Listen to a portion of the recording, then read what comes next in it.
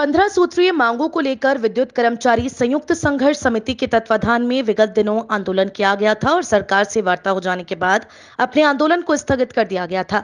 सरकार द्वारा दिए गए आश्वासन के उपरांत अब 15 सूत्रीय मांगों पर विचार नहीं किया गया।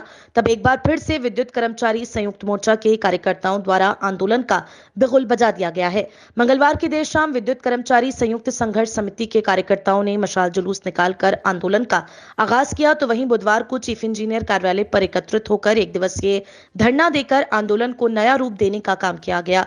विद्युत कर्मचारी संयुक्त संघर्ष समिति के बैनर तले मंगलवार शाम को मशाल जुलूस निकालकर आंदोलन का आगाज किया गया। बिजली कर्मियों का यह मशाल जुलूस मुख्य अभियंता कार्यालय से शुरू होकर चौधरी चरण सिंह चौक होते हुए प्रकाश नगर चौराहा, मानसरोवर, चौधरी चरण सिंह चौक स्थित बिजली ऑफिस पहुंचकर समाप्त हुआ।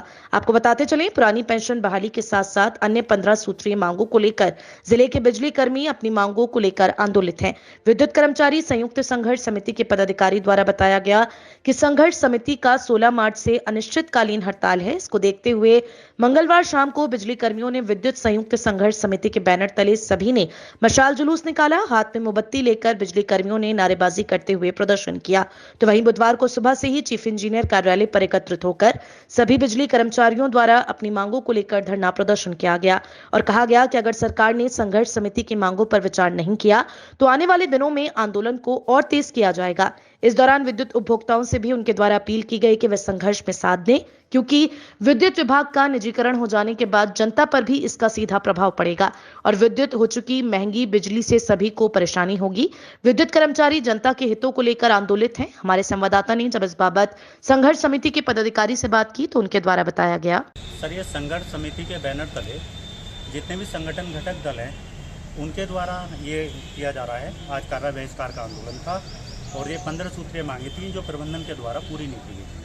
आगे क्या रणनीति रहेगी? आगे सर ये कल रात 10 बजे तक कार्य बहिष्कार रहेगा और अगर वो 15 बिंदुओं की मांगे नहीं मानी जाती तो फिर 72 घंटे के हड़ताल में कन्वर्ट हो जाएगा। जो उपभोक्ता हैं अपने, उनसे क्या कहना चाहेंगे अपने आंदोलन? सर, हम उपभोक्ता भी जानते हैं इस बात को कि जब प्राइवेटेशन की तरफ बढ़ावा बढ़ेगा तो उसका क्या होगा। उससे एक तो महंगी बिजली मिलेगी और रोजगार के साधन भी कम होंगे, जिससे प्रत्येक उपभोक्ता पर भी फर्क पड़ेगा।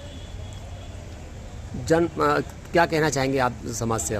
सर, समाज से देखिए, जब प्राइवेटेशन की तरफ बढ़ावा हो रहा है ये गलत है। कहीं ना कहीं हर समाज का तबका इससे डिस्टर्ब होगा, जहाँ वो विभाग में है या नहीं है। और दूसरा, आपने देखा होगा ब्रिटिश पीरियड में जो उस समय तो हम गुलाम लोग थे, गुलाम भारत था, तब भी पेंशन व्यवस्था लागू थी और जो संविदा बेसिस पे, निबंध बेसिस पे काम करते थे वो स्थायी कर दिए जाते। मगर हमारा दुर्भाग्य देखिए, आज आज़ाद भारत में वो पेंशनें छीनी जा रही हैं, किसी को पेंशन नहीं दी जा रही है।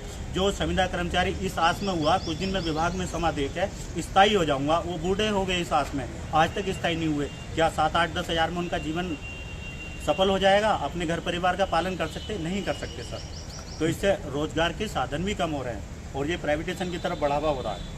आज इस मंच से क्या अपील करना चाहेंगे सरकार से? सर, मैं तो सरकार को यही अपील करूंगा सर, सरकार जनता के जनमानस के बारे में सोचे सर।